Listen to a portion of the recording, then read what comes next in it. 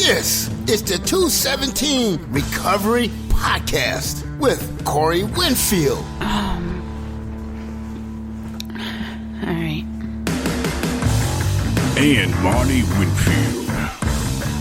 Hey, it's the 5th of November. Yesterday, so that would make today the 6th of November, 2021. My name is Corey Winfield. My name is Marney Winfield. And Marney, yeah, I had saved the new opens to the OneDrive, and I purposely did that over 24 hours ago, and I go to open, and they're not there. Mm-hmm. So I had to use the older open. Sorry. It's okay. I did squeeze your name in there to the open. But yeah, today was a very interesting day. It was a sad day. Mm-hmm. Tears of joy, sad tears. I had all of them. As my stepbrother's funeral today. Well, it was a memorial. Yeah. For my stepbrother Claude, who I looked up to a lot, and it was just sad. And he's in a better place though, and is also sad, happy, because I've seen my father for the first time in 3.5 years. Mm-hmm. Maybe no more than that. I don't know. I haven't talked to him in 3.5 years, but it's been since 2015, so 6 years since I've actually seen him. Wow. So it's been a minute. I think it was a beautiful thing to see you two together. Made me happy. I mean, despite the circumstances, obviously, we would have loved to be able to see him, under different terms, but yeah, and it's just one of those things. Everything happens for a reason, and my stepmom Pat is saying that everything happens for a reason, and that's something I say all the time. And it's not for us to understand why things happen. It's just to accept that they have, and that's the only way we can move forward, really, and move on.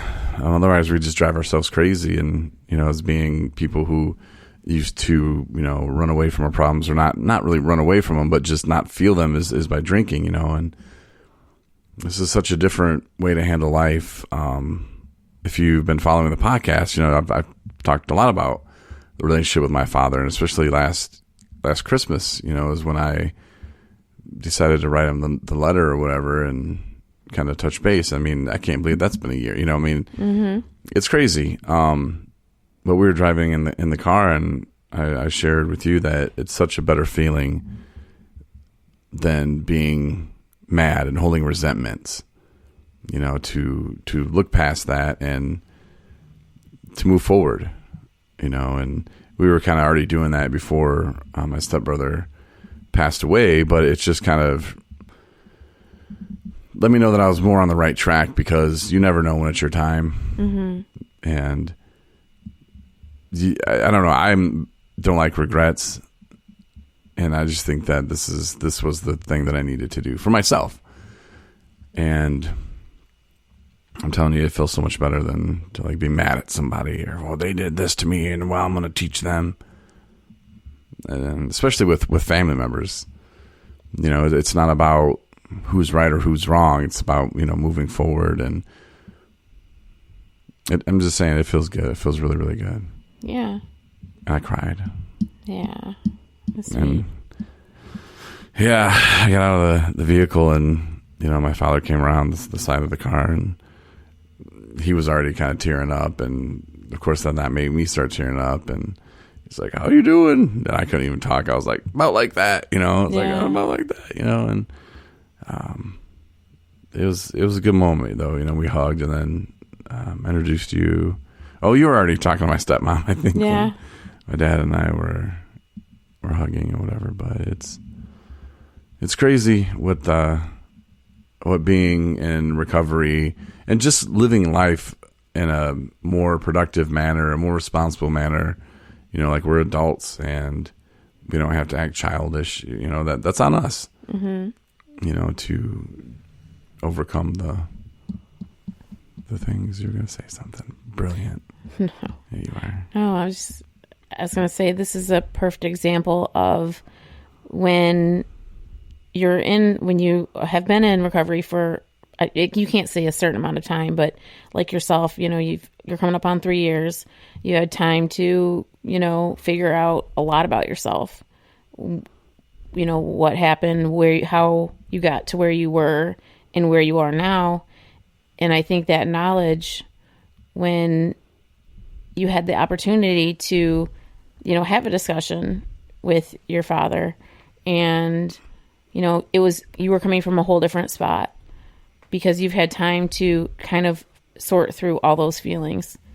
And also you're calm and collected, and you can have a discussion about things and both parties are kind of willing to, hatch it all out and talk about, this is why I said what I said, or this is why I did what I did.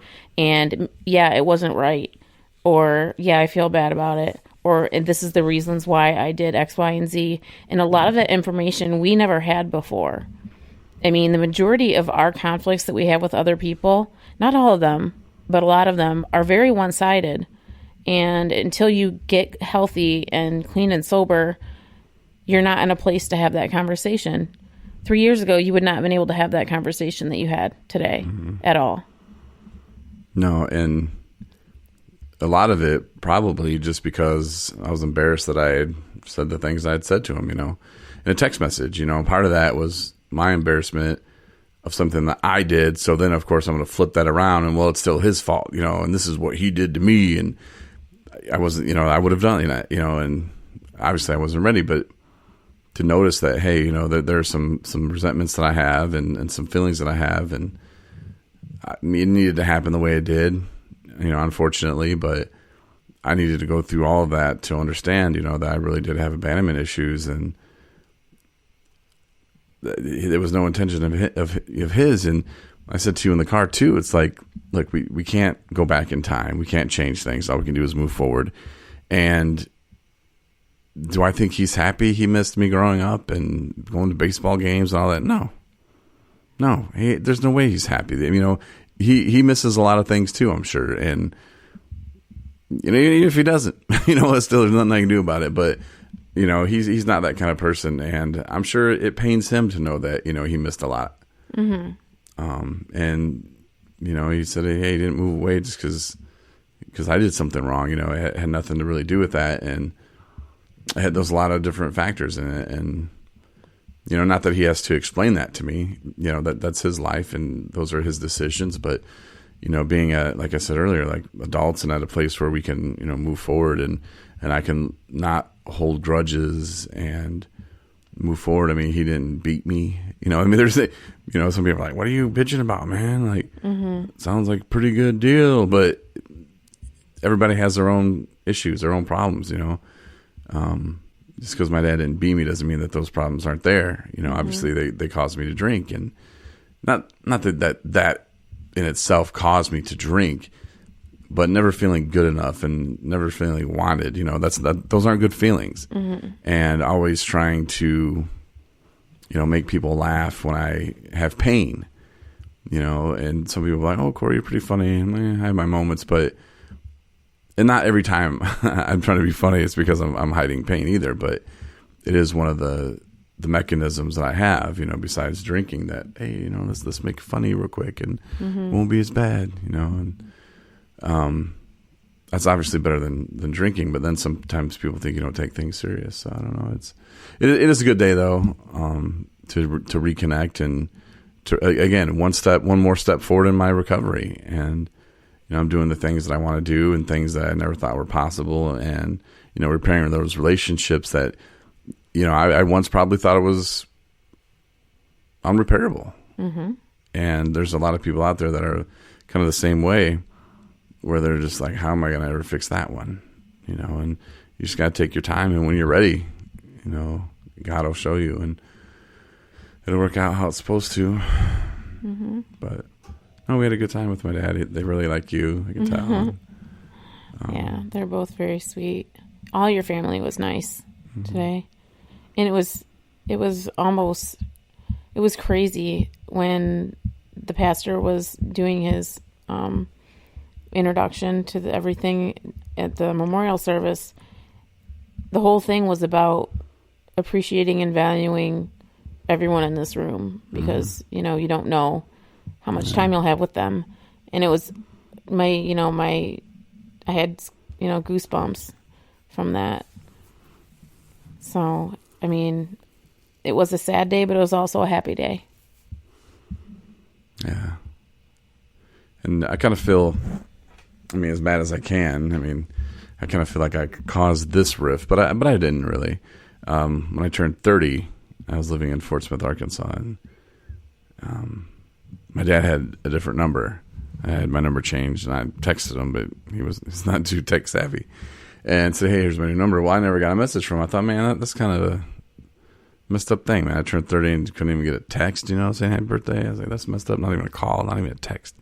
So I talked to my brother because he called me to wish me happy birthday, and I asked him if you talked to Dad, and he was like, "Oh, no." I was like, well, next time you do, tell him he's an a-hole or whatever I said. And so my brother, wanting to fuel the fire, "Oh yeah, hey Dad, oh yeah, of course, that thanks for calling. You're an a-hole that you didn't." And Dad's like, "I don't have the number, And so then my dad, I guess, thinks about it. This is what I heard about the story from my brother. Calls him back, and he starts in on my brother, I guess, about, "Hey, I didn't appreciate when you did this to me and that." And my brother, whatever, don't call me again, just hung up, and they haven't talked since then. And so I kind of feel like I started that. Oh yeah. It was over a misunderstanding, but not really. I started something, but my brother, had his own thing with him, and I don't, and there's nothing I could do to repair that. And again, is that really directly my fault? I don't know. I wish that they would kind of make up somehow, because like I'm saying, like it took a year, but it's a decision that I made that was a really good one. And, hopefully they can kind of make up and not regret anything, because you just never know. And you don't want to be that person that's like, man, if I could have just talked to him one more time to just clear the air. Don't even have to say sorry. Like, hey, let's just start over. And if there's family members out there, friends, our friend Shane, condolences. He was trying to call earlier, and we were at the funeral or the memorial, but like, condolences, man. That sucks, and hopefully there's no regrets there. And I know he did all he could do. Yeah. Not going to really get into that situation too much, but we're going to have him on the podcast soon, and hopefully he's okay. He's got some sobriety under his belt, which is great. And I'm sure he's so grateful that he is where he is in his sobriety right now. Because again, if that would have happened 2 years ago, would he have been able to handle it? Absolutely. Yeah. Right. Like, who knows? And, we'll get him on probably this coming week, hopefully, if I'm sure he's busy, and I'm sure he's super, super bummed and sad and emotional. And, sorry, Shane, I wasn't dodging you or nothing. It was, one of those moments where I couldn't really pick up the phone. And, don't let it happen to where you regret things is, kind of my point. And you never know. People can be taken many ways: car accidents, plane crashes, kicked by a horse, run over by a golf cart. It's happened, so just don't take that for granted. And if there's any bad blood out there, if you're beefing with somebody, especially, like I said, a family member, do what you can to address the situation yourself. Figure out what the real feeling is. Why are you mad? Are you sad because you got your feelings hurt? Do you feel betrayed? Do you feel abandoned? Figure out what the real reason is, because anger is secondary. That's just covering up something. And once you can deal with that, then, sit down and just be realistic with yourself. Like, okay, can you talk to this person? Can you write this person a letter? And whatever. And I remember that was one thing you told me, like, are you prepared for a response or no response? And, I had to be prepared for that. And was I? I don't know. So I waited, because you're right. You have to be prepared. So just do what you need to, but make sure you're good with it. And if something goes sideways like you didn't expect, and now you're sitting there at the the liquor store in the parking lot going, should I go in? Should I go in? Or, you're driving over to the dope man's house. Don't let it get that far. Make sure that you're good and talk to your therapist about it. Talk to your wife about it. Talk to your husband about it, whatever. Because the more you talk about it with other people, it really does help. And maybe they have some insight that could really help you maybe see the other person's point of view. It's hard to put yourself in other people's shoes sometimes. Yeah. Sorry, I was rambling there. No, it's good. It was an incredible day. So I snapped a couple pictures. Oh, you did? I did. Aw. Yeah. Well, So, I was probably looking all fat and ugly. no, it was very... Fine. Was I looking sexy? Mm-hmm. Well, you're probably like... No, not at all. Yeah, we're on the road, by the way. Tonight we're in Plainwell. Yes. Never been to Plainwell. Oh, yeah. Should we talk about our... No, you want to just end this, don't you? You can talk about... All right. We had...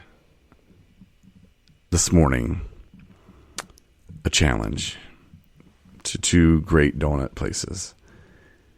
They're both in Plainwell, right across the street from each other. One of them is you're a big fan of, Marney.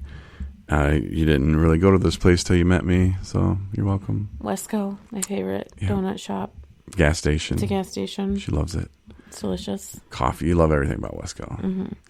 And across the street is Sweet Bay Donut Shop, and they got the drive-through. They got so many different kinds of donuts. Their apple fritter is big as your head. They got like donuts, seriously. They got donuts on steroids. Mm-hmm. Like this thing, like there's like it's insane. Like, but we're gonna post the video, and Wesco is Marnie's champion. Yep. Because we got apple fritter and Long John's. Yep. And winner on both of those. Meanwhile, if I was going to separate them, I would have, but I didn't need to. Yeah. Well, my winner was Sweet Bay. So here's the deal: they're both going to get a certificate. Wesco's getting one with your name on it, being the 217 Recovery Donut Challenge champion of 2021, Marney Winfield's, and then mine will say the same, but with Corey Winfield's. So that way they both win. They're both really great donuts, better than places that some people go in Traverse City, Michigan, just saying. But we can't all be heroes, But no, these two places are really good. And, they weren't, Sweet Bay, you didn't think they were bad. It's just you're a big fan of Wesco. And Wesco, they have great donuts. I'm not saying Wesco's donuts were bad either, but different styles, different prices, different atmosphere, and all that kind of plays into it. Yeah. But anyway, yeah, just thought we'd drop that on you. So congratulations to Sweet Bay of Plainwell and Wesco of Plainwell. Wesco of America. Marnie's a big fan. But anyway, with that, we're going to go because Marnie's about to fall asleep. So thanks for listening, and we'll talk to you on Tuesday, but don't miss Marnie's Sunday night replay tomorrow. All right. Hopefully it's Have a good night, everybody. See ya.